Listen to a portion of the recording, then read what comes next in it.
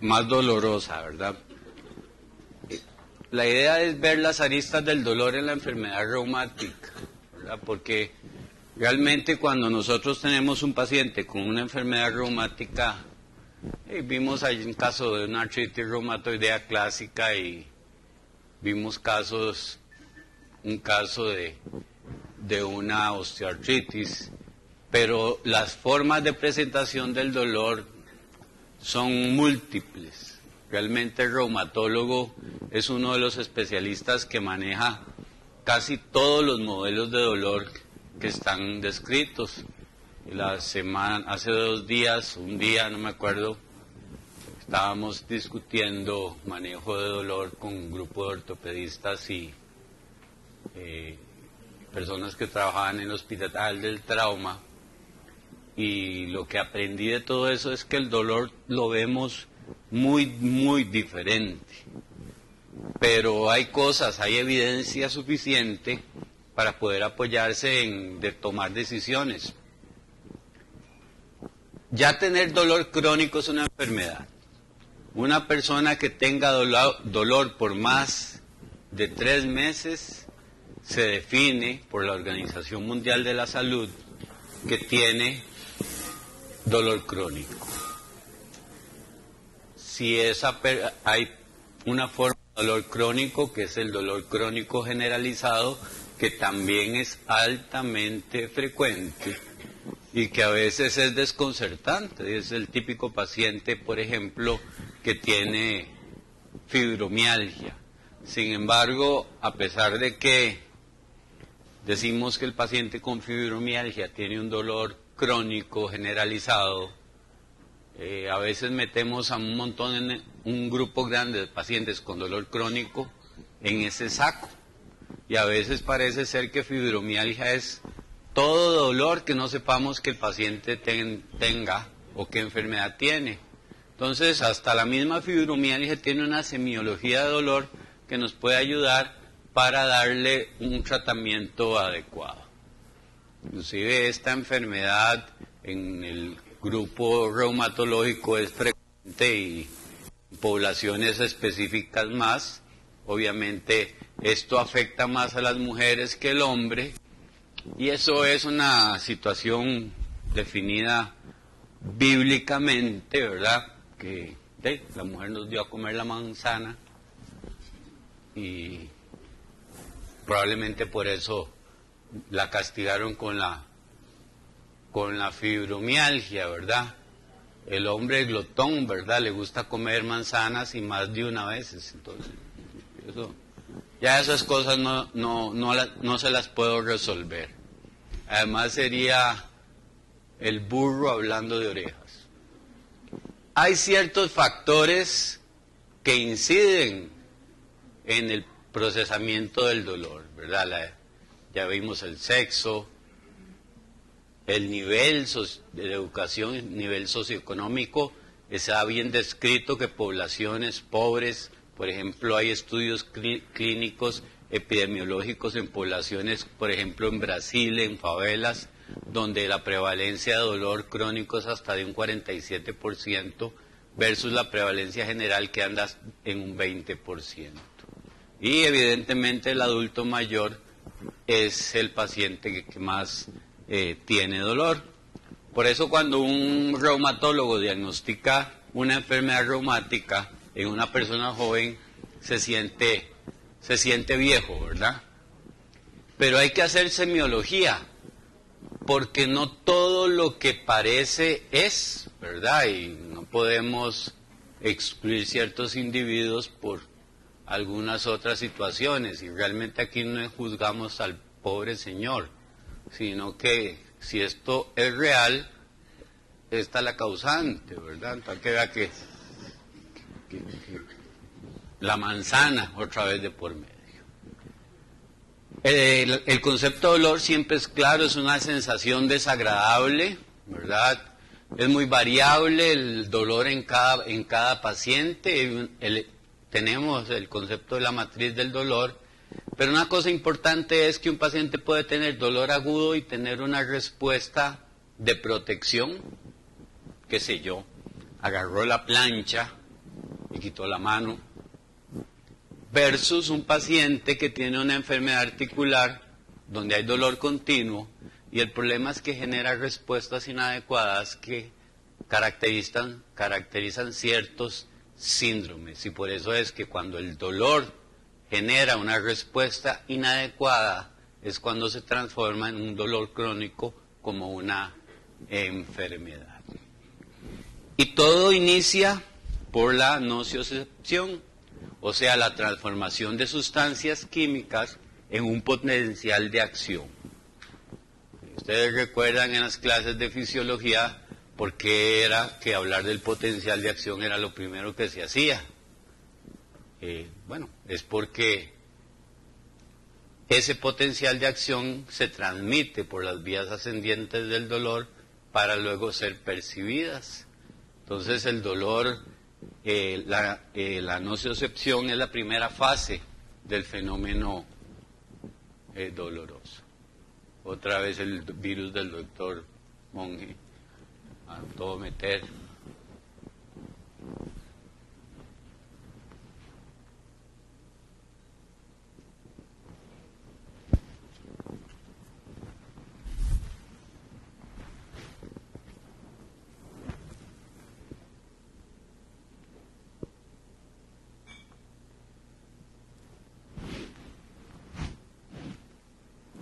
Ok.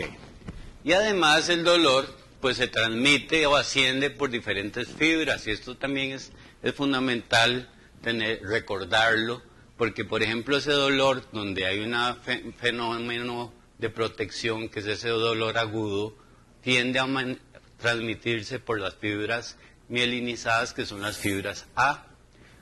El dolor crónico, el dolor repetitivo, ese dolor sordo que vemos, por ejemplo, en el dolor neuropático, la fibromialgia, la misma artrosis, se transmite por las fibras C y esas respuestas inadecuadas tienden a depender de la activación de este tipo de fibras. Por eso, cuando un paciente tiene dolor hay que tratarlo rápidamente para evitar la mala adaptación y entonces sí, la cronicidad, y entre más crónico es el dolor, es más difícil tratarlo, porque el dolor viaja desde la primer neurona, donde tiene sus receptores sensitivos, a la médula espinal, y luego asciende hasta el tálamo.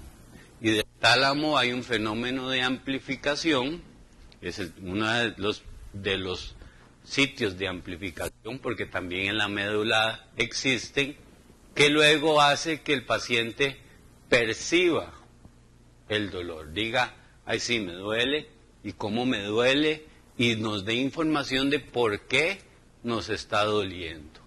Y muchas veces la percepción del dolor va a depender de experiencias previas, y además esas experiencias previas condicionan las respuestas que podamos tener al dolor. Por eso un cuadro de dolor puede causar un fenómeno de disautonomía, hipotensión, taquicardia, etc. ¿Por qué? Porque la percepción del dolor depende de una matriz de factores externos, que si están cansados, que el ciclo hormonal, que si tienen otra enfermedad crónica, que si se pelearon con el novio, el esposo o con ambos. Todos esos elementos van a hacer que un paciente en algún momento tenga un umbral del dolor mayor o menor. Y en el paciente reumático no se queda corto en ese tipo de situaciones.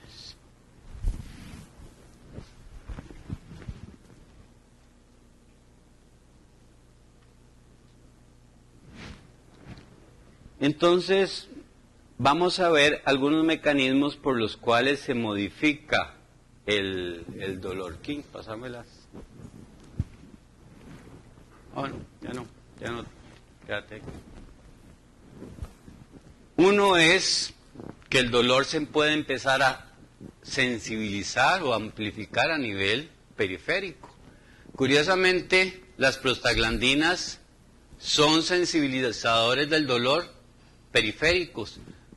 Nociceptivas no son. De hecho, ellas lo que hacen es amplificar el efecto de otras sustancias. Igual pasa con la sustancia P.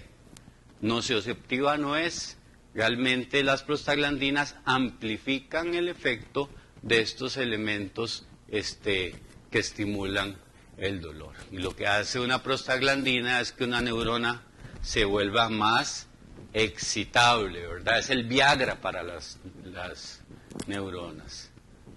Luego podemos tener sensibilización central que empieza a nivel de la médula espinal, y esa sí depende de un neurotransmisor muy importante y famoso que es la glutamina, y que ya puede empezar a generar algunas manifestaciones inadecuadas del dolor, ¿verdad?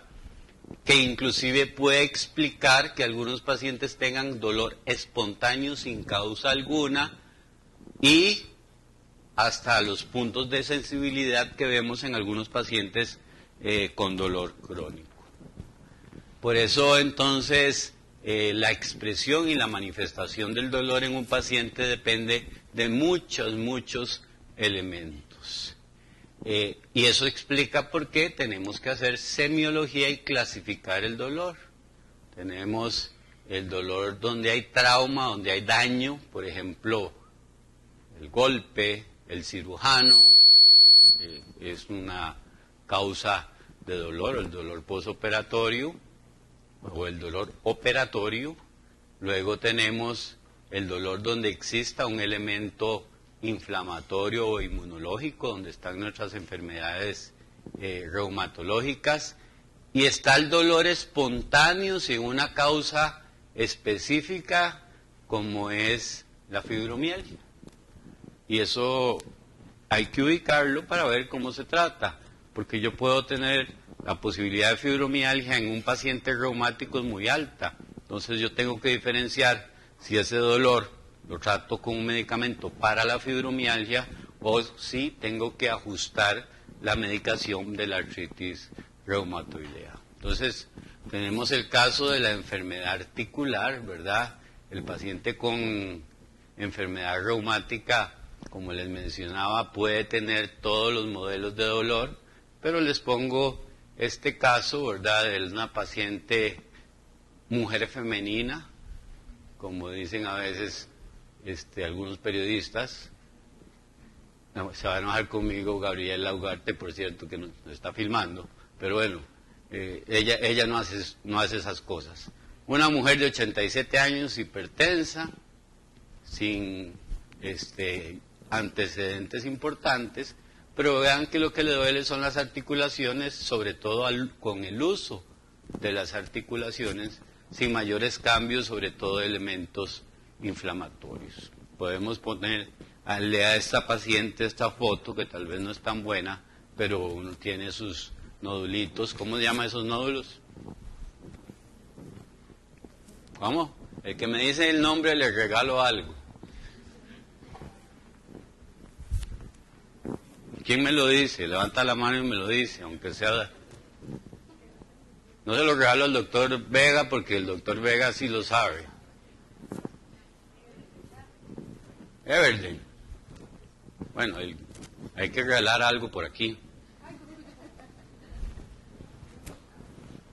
Bueno, el paciente puede tener sus nódulos de Everdeen o de Bouchard, depende de la localización.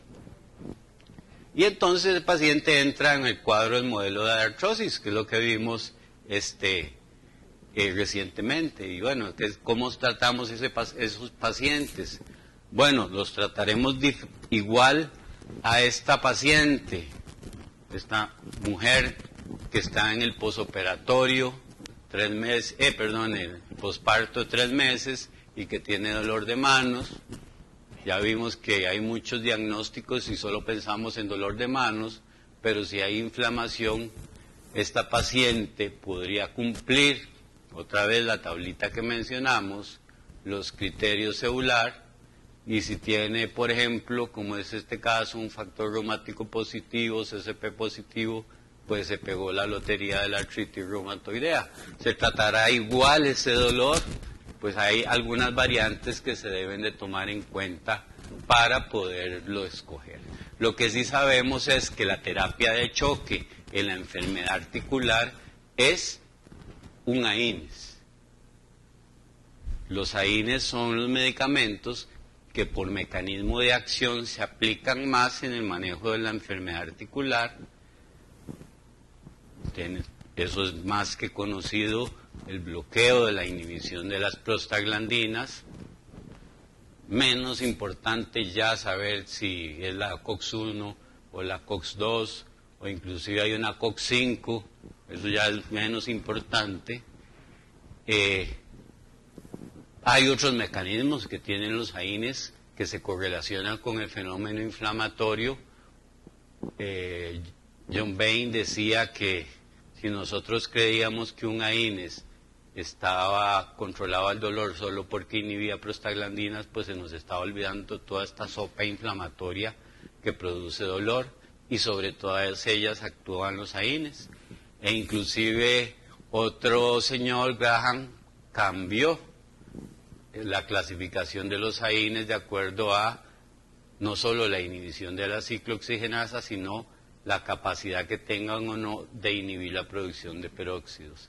Y eso parece ser que es lo que, como los clasifican ahora, AINES tipo 1, 2 o 3 de acuerdo a eso, que tienen otros mecanismos importantes. Lo que tienen que saber es que un AINES es más que un inhibidor de la producción de prostaglandinas y que tiene un número necesario a tratar, como les mencioné temprano, bajo, comparado a un opioide. Si una artritis reumatoidea a ustedes le dan tramadol, la articulación se va a reír de ustedes. Un AINES le va a ayudar, y obviamente eso junto con el uso de un buen esteroide mientras el DIMARD hace efecto. Pero existen otros pacientes, y este es el paciente que probablemente ustedes, cuando lo ven, se echan para atrás en la silla y ustedes dicen, esta consulta va para largo. Es más, Kimberly, que me ayuda en mi consultorio, cuando le ve carita de síndrome de dolor central, de una vez pide comida y se queda viendo novelas en el televisor, porque sabe que eso tiende a ser una consulta de 1 hora y media, donde el paciente tiene un cuadro de dolor generalizado, que por lo general tiene fatiga, trastorno del sueño, catastrofismo, o sea que todo lo ve terrible, todo lo amplifica, que es continuo, que cuando tocamos inclusive al marido, le duele a ella. ¿Right? Eso es un síndrome de dolor generalizado que clasificamos habitualmente como un cuadro de fibromialgia. Y este es un modelo de dolor donde hay una amplificación central, a diferencia de esta paciente, una paciente diabética que tiene un dolor con alodinia e hiperalgesia en la región de las manos y los pies. ¿Quién quiere ganarse otra cosa de estas? ¿Qué será? Ese paciente diabético, levantando la mano, eso sí, que le duelen las manos y los pies, con alodinia y hiperalgesia. ¿Quién dice? ¿Te hablaron? Una neuropatía diabética. Entonces te vas a llevar otro lindo cuadrito. Esta es una foto mía cuando yo tenía 20 años, cuando era joven y bello. Insisto, ahora solo soy bello. Y este es un dolor también donde hay amplificación central. Y hay algunos de los medicamentos que usamos que son muy parecidos. Hay daño directo al nervio y hay hipersensibilización y mala adaptación. Por eso es que a veces combinan algunos de los elementos, como el trastorno del sueño, también la fatiga, en los pacientes que tienen cuadros de dolor neuropático. Y esa es la prevalencia de estas manifestaciones en este grupo de pacientes. La depresión y la ansiedad, hay una gran discusión de qué es primero, si la depresión y luego el dolor, o el dolor y luego la depresión. al final hay que intervenir sobre las dos cosas.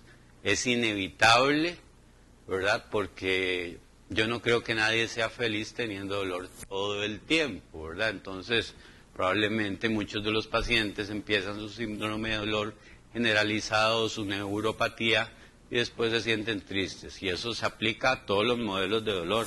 La depresión en artritis reumatoidea es bastante prevalente.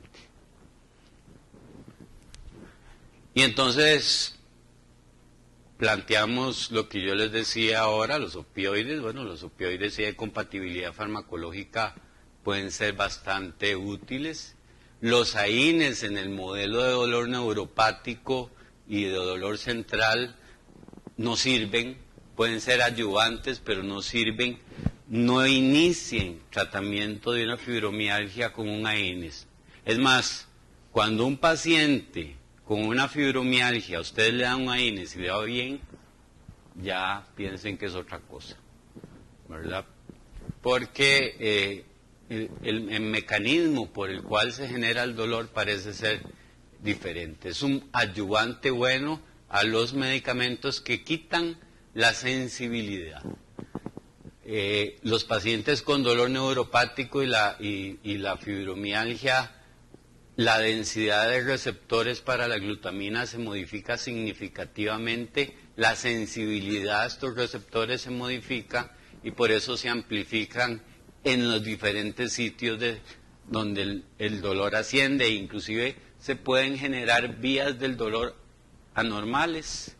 Por eso es que podemos ver dolores muy paradójicos o inclusive el dolor central con inflamación. Hay inflamación neurogénica, la vemos en el paciente que tiene la distrofia simpático refleja. Y ahí es donde tenemos una gran cantidad entonces de otras opciones, y uno de ellos pues que se destacan son los medicamentos antitristeza, pero están los anticonvulsivantes, ¿verdad?, que también son bastante útiles. Curiosamente, la glutamina es el principal mediador de la amplificación del dolor, pero desgraciadamente los medicamentos que actúan directamente sobre los receptores de la glutamina generan una cantidad de efectos adversos que no los hacen prácticos. Entonces buscamos medicamentos que participen en otras vías de desensibilización a estos mismos receptores. Y ahí tenemos algunos niveles de evidencia que se han ido desarrollando alrededor de estos medicamentos. Por ejemplo, los alfa-2 ligandos, como es la gabapentina y la pregabalina, son interesantes en el hecho de que bloquean la entrada de calcio a nivel de la neurona y la desensibiliza. Recordando que la glutamina precisamente lo que abre son esos canales de calcio a nivel de médula espinal y a nivel del tálamo. Entonces, ese es un mecanismo de tanto la pregabalina como la gabapentina. La gabapentina suena como un agonista del GABA, pero nada tiene que ver, es un alfa-2 ligando. Tienen estudios, ellos actúan más o menos a las 2 semanas, empiezan a generar efecto, pero una cosa importante es que hay que titular al paciente. Si ustedes a un paciente le dan una pregabalina a la dosis terapéutica desde el inicio, la gran mayoría van a tener sueño y no van a querer volver al consultorio. Hay que ir titulando poco a poco, pero sí hay que buscar llegar a la dosis terapéutica que oscila más o menos en los 450 miligramos. Se han evaluado junto con opioides menores, no se ha visto que sume el efecto y tampoco hay impacto importante en que sumen efectos adversos. Sin embargo, hay un opioide menor que es interesante en el manejo del dolor central, que es el tramadol, en el sentido de que tiene un efecto muy parecido al del antidepresivo si lo damos por vía oral. El tramadol por vía oral pasa por el hígado y produce un metabolito que inhibe la recaptura de serotonina y noradrenalina. Si lo ponen inyectado, ahí lo único que van a tener es un opioide menor. Entonces, en este caso siempre busquen la vía oral, y la biodisponibilidad del tramadol es bastante buena, no es como para estarlo poniendo en la nalga. Déjenle a los pacientes del dolor central las nalgas tranquilos, además de que esto es un dolor crónico, ¿verdad? Entonces, ¿cuáles antidepresivos sirven? En general, por mecanismo de acción podrían servir todos, ¿verdad? Se han evaluado en su impacto en la fatiga, la capacidad funcional. La amitriptilina es el más famoso y está definido como primera elección. De cada 45 pacientes responden. Tal vez el problema es que afectan mucho la capacidad funcional del paciente por sus efectos adversos. Sin embargo, sigue siendo en muchas de las guías, tanto de dolor neuropático como de fibromialgia, como medicamento de primera elección. Pero aparecen otros que pueden subir serotonina y noradrenalina, que son los duales, y que tienen tal vez una diferenciación alrededor de el efecto postreceptor, no solo que inhiben la recaptación de noradrenalina y serotonina, sino que además tienen la capacidad de facilitar la reparación, o sea, son neurotrópicos, favorecen la reparación a nivel de las neuronas sensitivas. Y ellos se han comparado con muchos medicamentos, e inclusive obviamente al inicio cuando se hacían estudios contra placebo, y los más famosos en esto son minalcipran, duloxetina y venlafaxina, solo que el minalcipran no lo tenemos en Costa Rica. Creo que en el área solo en México se consigue. Y tienes, bueno, como les mencionaba, pues tiene un efecto postreceptor y tiene también sus estudios de eficacia, que también tiene una eficacia de inicio temprano. También hay que titular porque si no el paciente abandona la terapia. Y una cosa importante, el paciente con dolor central, es que no hay que generarle una expectativa más allá de la que el medicamento tenga. No le vamos a decir que si toma una pregabalina, ya mañana no va a tener dolor. Porque si tiene dolor mañana, ese paciente va a entrar a alterarse de la matriz del dolor y es un problema, ¿verdad? Entonces hay que irle diciendo que poco a poco le podemos ir ayudando. Este es el número necesario a tratar de la duloxetina y los duales en general, entre 9 y 10.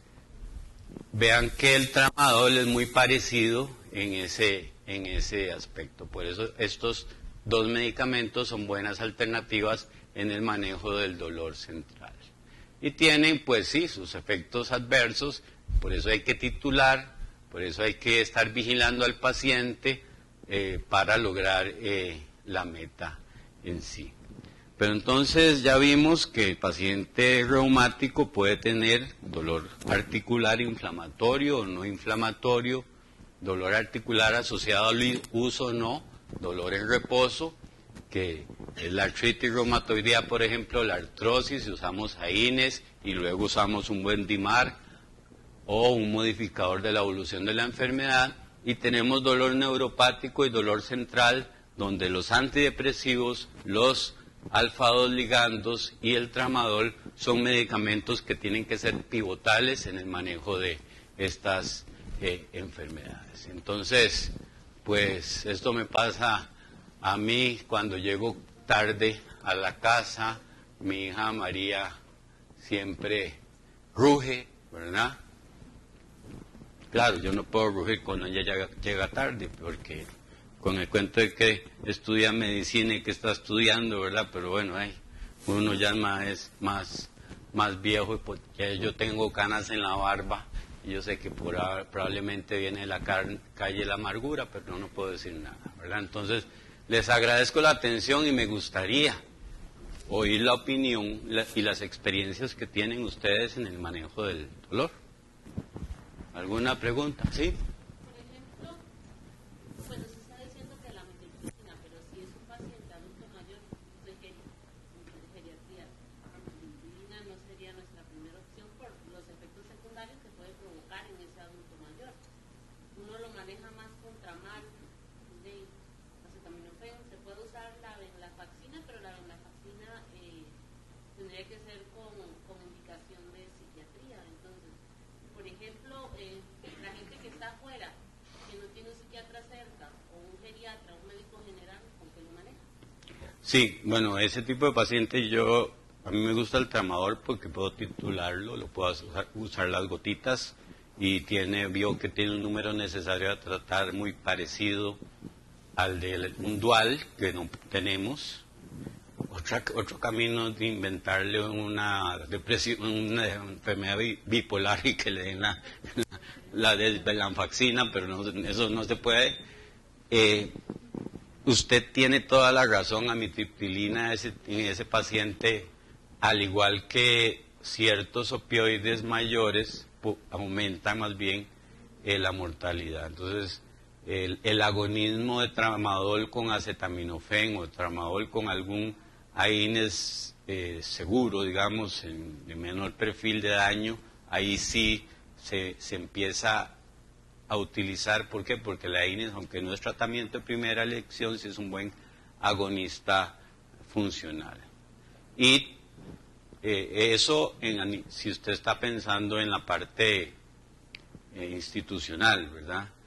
Ya en la parte privada usted también puede titular, porque hay una dosis límite, por ejemplo, para una pregabalina de 450, pero eso también depende mucho del volumen de distribución del paciente, o sea, qué tan gordito es o no, y podría ser que usted tenga un buen resultado utilizando dosis menores y utilizándolo en la noche. Desgraciadamente sí, en el manejo del dolor central las herramientas institucionales están un poquito frenadas.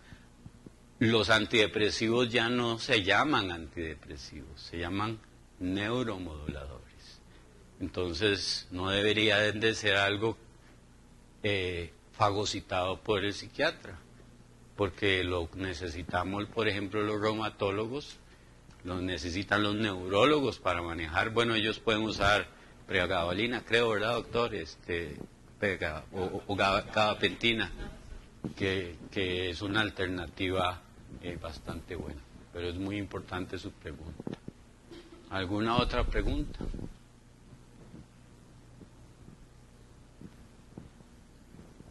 No sé, doctor Vega, usted porque manejar dolores son estilos, ¿verdad?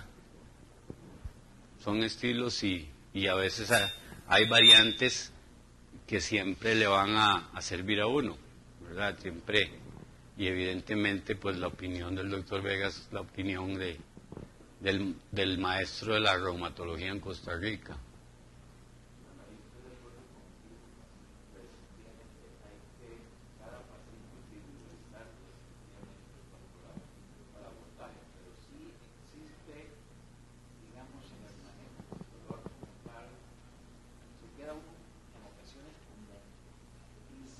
Hecho de no contar con algunas moléculas, me refiero no solamente a nivel institucional, sino también a nivel, digamos, extrainstitucional. ¿No? Hay algunos tipos de dolores en que en el manejo, de acuerdo con la institución de la Organización Mundial de la Salud del Dolor, hay algunas cosas que definitivamente nos quedamos sin contar con la droga que sería adecuada. Entonces, a ver si hay que hacer esas mezclas que dependen mucho de la experiencia y la titulación. Sí, eso es muy importante. Y hay otra cosa que olvidé decir, no mezclen AINES, Lisalgil con un AINES, amplifican sus efectos adversos, porque a veces queremos hacer combinaciones y combinaciones. A veces tenemos que usar un AINES y buscar la dosis máxima antes de cambiar a otro AINES, ¿verdad?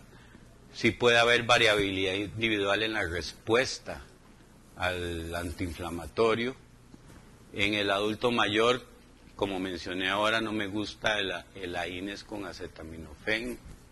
Además, el 40% de los pacientes adultos mayores toman aspirina y el riesgo se multiplica en casi todos los sitios, gastrointestinal, pierde, el ibuprofeno disminuye el efecto cardiovascular de la aspirina, entonces aumenta el riesgo cardiovascular del paciente, el riesgo renal, sobre todo en ese paciente con artrosis. Buscar los agonismos funcionales son interesantes, o sea, usar drogas que tengan mecanismos de acción diferentes y que sumen efectos, pero un agonismo funcional bueno tiene que tener una compatibilidad farmacocinética, o sea, que se absorban y se concentren al mismo tiempo, porque si no lo que tienen es un poquito de algo un ratito y un poquito de algo otro ratito. Yo les agradezco su atención y ahora vamos a pasar con la charla de la doctora Arrieta, que sí, por ahí me parecía haberla visto, ¿verdad? Sí, sí, claro. Muchas gracias.